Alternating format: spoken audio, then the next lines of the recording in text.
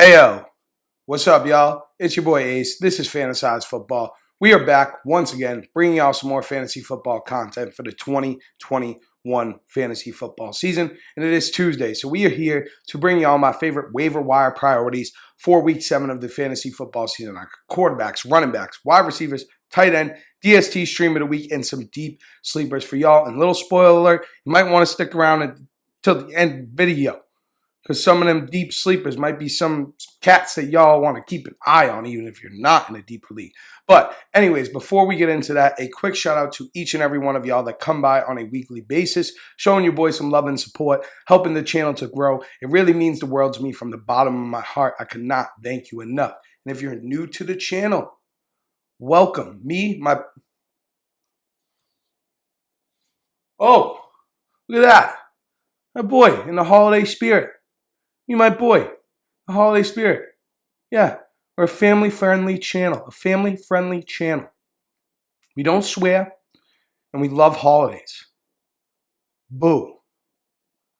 If you are new, welcome to the channel. Thank you for coming by. I do hope you enjoyed today's video. If you do at any point, make sure to leave a like, drop a comment, and subscribe to the channel. Help me to reach my goal of 500 subscribers on YouTube by the end of the fantasy football season. But I got a lot to talk about today. I got QB streams, a few running backs, wide receivers, tight ends, all that good stuff. So without further ado, let's kick it off with my quarterback stream of the week. As always, we're talking about players rostered in 40% or less of ESPN leagues. We pivoted a little bit on the DST because I've realized that there's a lot of leagues where either two DSTs are being rostered or whatever. So instead of 40%, we're bumping up to 50%. And then like we mentioned last week, for the deeper sleeper portion, everyone's generally 10% or less of leagues. But again, kind of like with the DSTs, a lot of quarterbacks, two quarterbacks being rostered. So 15% or less of leagues for the deep sleeper quarterback. But with that out of the way, let's get into it with my quarterback stream of the week, which is going to be Tua Tagovailoa of the Miami Dolphins, currently rostered in 25.3% of leagues. Now, this was Tua's first game back, coming off of IR, threw for nearly 330 yards, 2 touchdowns, an interception, threw in 3 carries for 22 yards. I like Tua this week. He's got a matchup against Atlanta. Atlanta has let up 3 or more passing touchdowns to the quarterback position in 3 out of 5 games. I expect this to be a relatively competitive game with a lot of passing volume on both sides of the ball. We know Matt Ryan and the Falcons can put up points, so the Dolphins are going to have to do the same in order to keep it competitive in this game. I do think the Dolphins could win this game. Don't want to talk about last week. We're just going to leave that in the past. Tua had a good game. Hopefully he can keep that rolling here against Atlanta. So if you need help at the quarterback position, I would be prioritizing Tua Tagovailoa this week here in Week 7 against Atlanta. Now, moving over to the running back position, the first player I want to talk about is Demetric Felton of the Cleveland Browns, currently rostered in 2.9% of leagues. Now, Kareem Hunt is slated to miss multiple weeks. I don't know what multiple is. You know what I do know multiple is? More than one. So I do like Demetric Felton here. I expect him to kind of take on that Kareem Hunt role, at least in the passing game. Maybe not on the ground as much. But on that note, if Nick Chubb were to miss time, we could see an increased role for Demetric Felton, not only in the passing game, but in the running game as well. Obviously, Dearness Johnson will be involved as well. We'll get to him a little bit later on. But I do like Demetric Felton, especially in PPR leagues with Kareem Hunt having to miss time. We know that the Browns like to use multiple running backs. Demetric Felton has been shown to be a capable pass catcher in this offense. So if you need help at running back, I am going to be prioritizing Demetric Felton this week with Kareem Hunt out of the picture. But if you can't get Demetric Felton, the other player I would be looking at is Ramondre Stevenson of the New England Patriots, currently rostered in 11.5% of leagues. Now, Damien Harris is obviously the main rusher, early down rusher in this offense. He is going to be the lead back for this team. But there's a few things I like to consider here with Ramondre Stevenson. First and foremost is that we saw him get more involved in the passing game this past week in Week 6. 3 targets, 3 catches, 39 yards. Brandon Bolden, J.J. Taylor, each only saw 1 target apiece. So if he's going to have that role, he should have some standalone flex value as it is. But we have seen Damien Harris not miss any games, but leave some games come back, various injuries.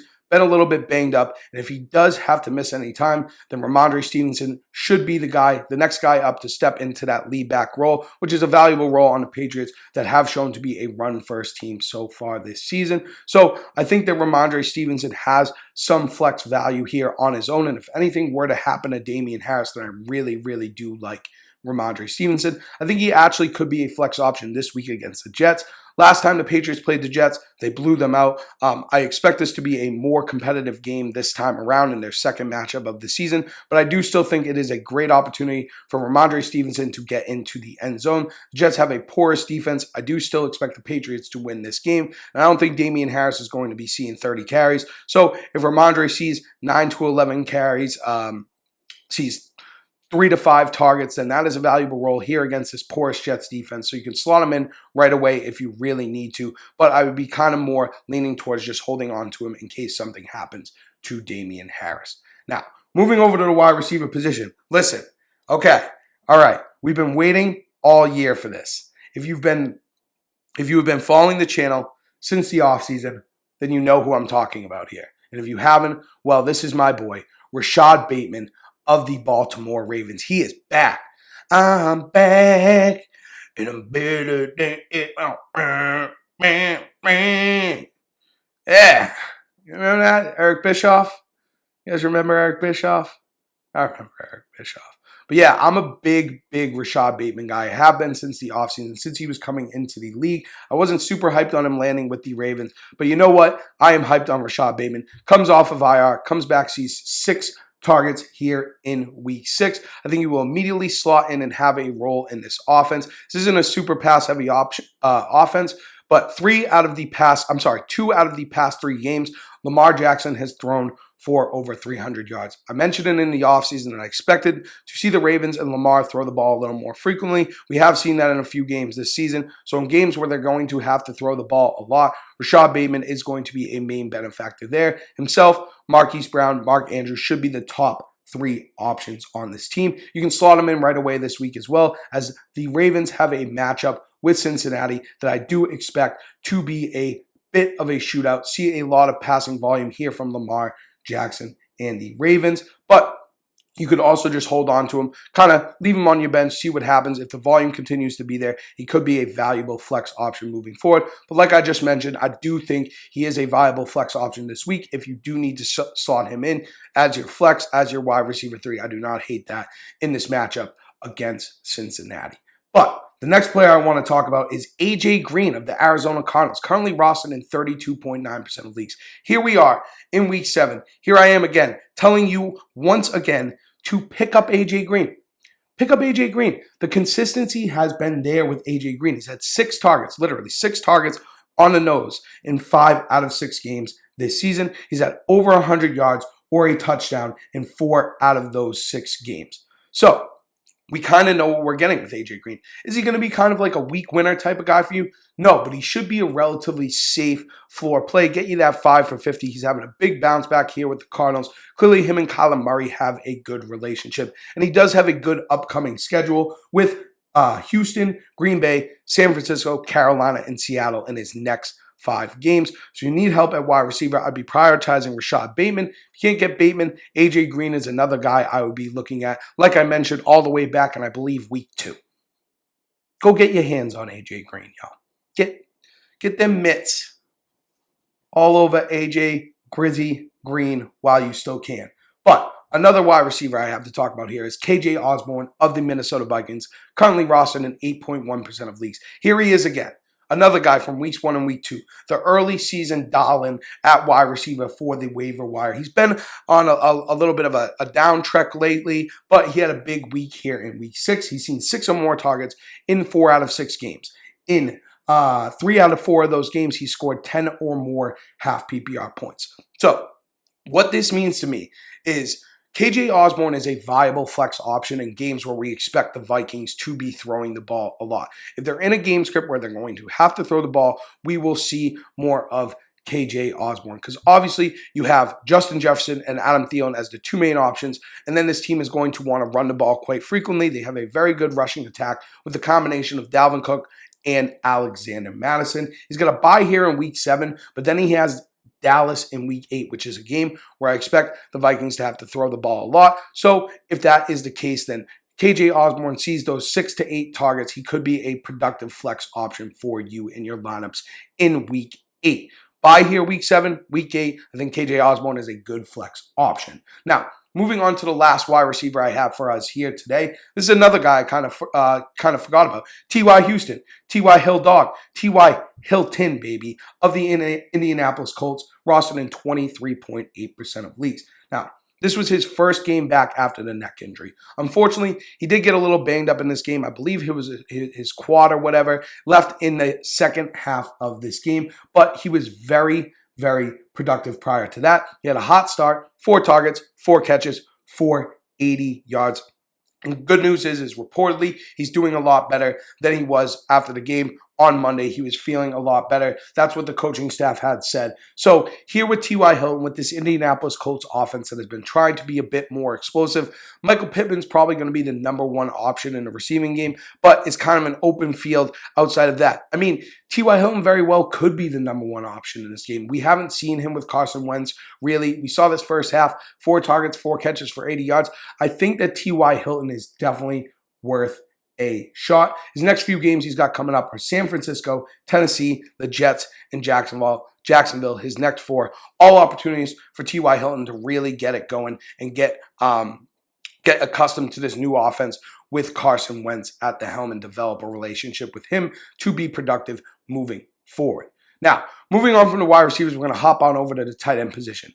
Now, like I mentioned before, we talk about players rostered in 40% or less of ESPN leagues.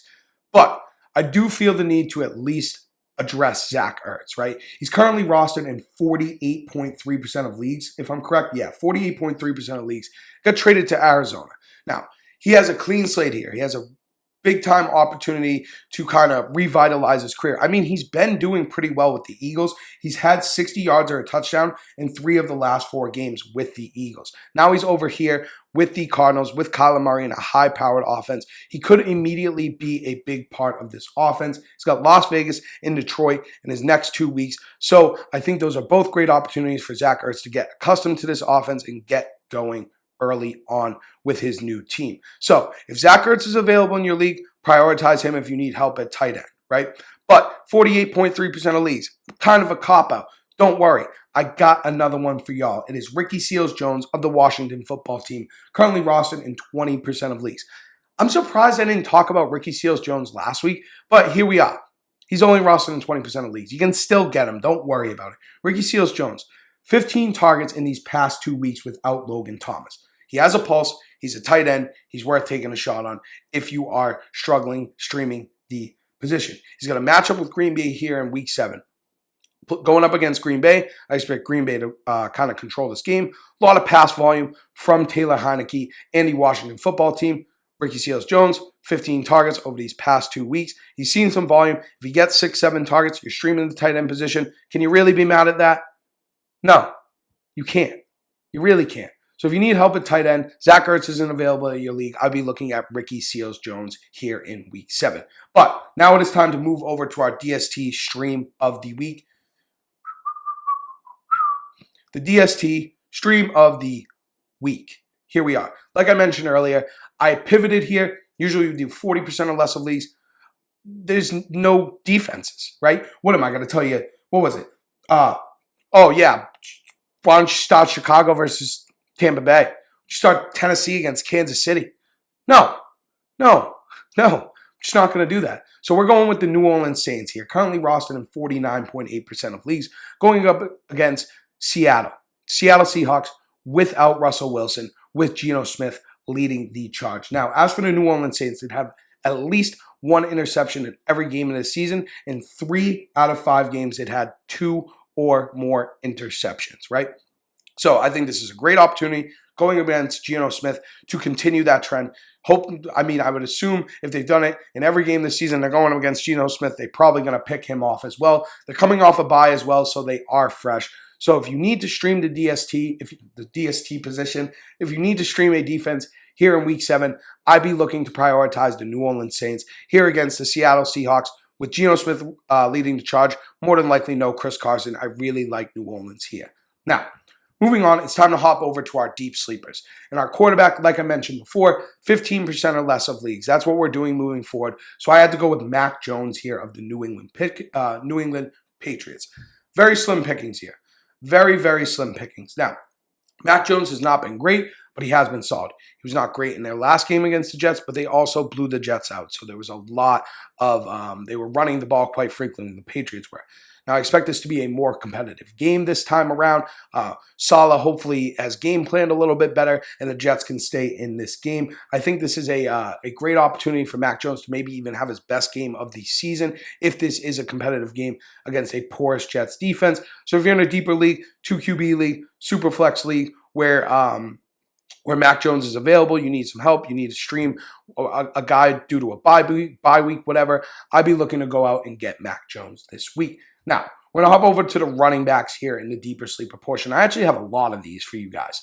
The first player I want to talk about is Dearness Johnson of the Cleveland Browns, currently rostered in 1.4% of leagues. Now, I mentioned earlier that Kareem Hunt is out, and I think Demetric Felton will be the main benefactor of that, but this one is kind of contingent on what's going on with Nick Chubb. If Nick Chubb is to miss time, I expect Dearness Johnson to handle the majority of the early down work and the goal line work for the Cleveland Browns. We know that Cleveland loves to run the ball, right? If Chubb and Hunt are out, maybe they go more to a pass-heavy game script, but I do still think this is a very, very valuable role. So I think he is at least worth taking a shot on in deeper leagues. If we find out that Chubb is going to miss time, then I think Dearness Johnson would actually hop up into being one of our priorities, especially in half PPR leagues.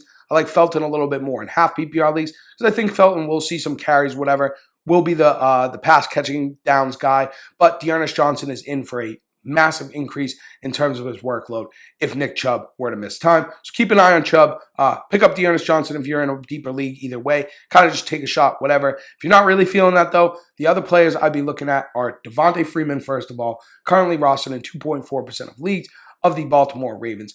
He's at nearly 6 yards an attempt last season. Himself, Latavius Murray, each saw 9 carries last week. Freeman was running hard. He looked good, man. We might see a little bit of an increase in a role here. It's really hard to predict who's going to be the Ravens running back every week. All of them scored a touchdown this week. Latavius Murray, Le'Veon Bell, and Devante Freeman. Le'Veon Bell looked washed. Latavius looked pretty good, but Devante Freeman was running very, very hard. So I think he's worth a shot in deeper leagues. He's got a matchup here against Cincinnati in Week 7, who have let up 100 yards or a touchdown to running backs in each of the last 3 games. So you need help at running back. You're in a deeper league. I think Devante Freeman is worth taking a shot on. Currently rostered in 2.4% of leagues, so he should be very easily accessible for all of us, even those in the 14, 16 team leagues, right? Now, another player I'd be looking at is Chris Evans of the Cincinnati Bengals, currently rostered in 2% of leagues. Now, this past week, he had 7 touches for 67 yards and a touchdown.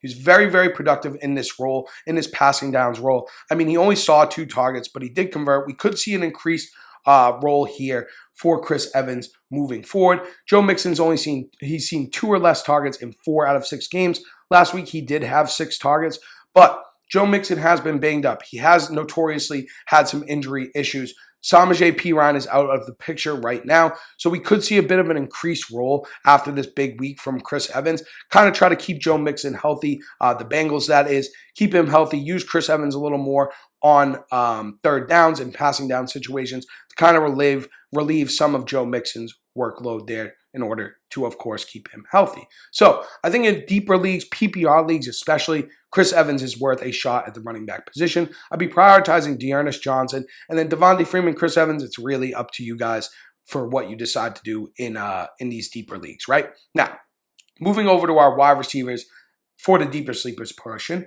we have Donovan Peoples-Jones of the Cleveland Browns, currently rostered in 1.2% of leagues. Now, he's starting to kind of develop some chemistry with Baker Mayfield, Donovan Peoples-Jones, that is. Weeks 5 and 6, he's at 11 targets, 9 catches, 171 yards, and 2 receiving touchdowns. Seems like I said, developing that chemistry with Baker Mayfield, carving out a role in this offense. This is kind of an open playing field in this offense, right? Odell's been inconsistent. He's been banged up. Jarvis Landry's not there. Rashad Higgins very inconsistent as well. Austin Hooper has not been great. Now you have Kareem Hunt out. So I think Donovan Peoples-Jones could be could be in for a big increase in his workload, right? He's seen, like I said, 11 targets these past 2 weeks, been very, very productive with them. So hopefully Baker, the coaching staff, notices that, which I'm sure they will, and try to get him more involved moving forward. So if you need help at wide receiver in a deeper league, I would be looking at Donovan Peoples-Jones of the Cleveland Browns. But another guy I have for you guys, more of a PPR guy it's looking like, is Jamal Agnew of the Jacksonville Jaguars, currently rostered in under 1% of leagues, 0.4% of leagues. Now, it seems like he has kind of set himself into having a role here. He's kind of the next guy up with DJ Chark out for the season. He's seen 13 targets over the past 2 weeks, and he's caught 11 of those balls. The yardage has not really been there for Agnew, but if you're in a deeper league, a PPR league, a deeper PPR league, if this guy's going to come out and he's going to get you 5 catches for 50 yards, 6 catches for 60 yards, maybe throwing a touchdown, are you really going to be mad at that? No, because you're in a deeper league, all you're looking for is kind of a floor play at that point. So I actually like Jamal Agnew here. I mean, do I expect this volume to be consistent moving forward? Maybe not. We're going to kind of have to see what happens, but I definitely think he is worth a shot moving forward. He does have a bye this week in week 7, but then he comes back against Seattle there in week 8 in a game that I expect to see a lot of passing volume on both sides of the ball. Gino Smith versus Trevor Lawrence. We'll have to see what happens there. Excuse me. But I would be looking at Jamal Agnew here if you are in a deeper league, a PPR league where you need some help at the wide receiver position. Now, moving on, last player here, we have a tight end deep sleeper. It is Pat Fearmuth of the Pittsburgh Steelers. I talked about him earlier this year, currently rostered in 3% of leagues. Now, he had 7 targets here in week 6 with no Juju Smith-Schuster. Juju is out for the season now, just had season-ending surgery. And I think Fearmuth has an opportunity to be the legitimate third option here on the Pittsburgh Steelers behind Dearness Johnson and Chase Claypool. And if that's the case, and this is the type of player that you want to go out and try to get if you're in a deeper league. If you're streaming the tight end position, which most of you will be if you are in a deeper league, a 14, 16, 18-team league, whatever it is. Even if you're in a 12-team league, I think Fearmuth might be worth a shot at least. He has a pulse. He's a tight end. Give him a shot. It seems like him and Ben Roethlisberger do have some sort of connection, right? He seems to be more involved than Eric Ebron as well. So I'd be looking to go out, try to get your hands on Fearmuth. If he's getting those 5-6 targets a week, you're in a deeper league. That is just fine for us at tight end. If he scores a touchdown, gets you 3 for 40 and a touchdown, maybe 5 for 50, week in, week out. You know, he's going to have his busty weeks, but if more often than not, he's getting you those 8 to 10, 11 half PPR points, you will be perfectly happy with that, streaming the tight end position in a deeper league. But that is it. That is all. That is all there is. There is so much here. I will quickly recap this, right? Quarterback Tua, running backs Demetric Felton, Ramondre Stevenson. Wide receivers, we have Bateman, AJ Green, KJ Osborne, T.Y. Hilton. Tight end, Zach Ertz if he's available. Ricky Seals-Jones. If not, DST stream of the week is going to be the Saints. Deep sleepers, we have Mac Jones, Dearness Johnson, Devante Freeman, Chris Evans, Donovan Peoples-Jones, Jamal Agnew, and Pat Fearmuth. Boom! Boom! Boom! Boom! Boom! Boom! Boom! Boom! Boom! Boom! Boom! Boom! That is it. That is all. That is all there is. Me and my boy, we are done today. Boo! Boo! Boo! Boom! Hope you guys enjoyed the video. If you did, make sure to leave a like, drop a comment, subscribe to the channel. Help me reach my goal of 500 subscribers on YouTube by the end of the fantasy football season. Any and all subscribers, likes, comments, shares, all that stuff helps so very much with the YouTube algorithm, getting the word of fantasized football out there. I would really appreciate any help. Make sure you follow my socials down in the description, Twitter, Instagram, my link tree's in there as well. Make sure you're dropping your start sit questions. Any other questions you may have for Saturday's video, I really appreciate that as well. But that is it. That is all. That is all there is. Me and my boy, we are done. We are out. We will catch y'all next time. And as always, thank you. Love you. Peace.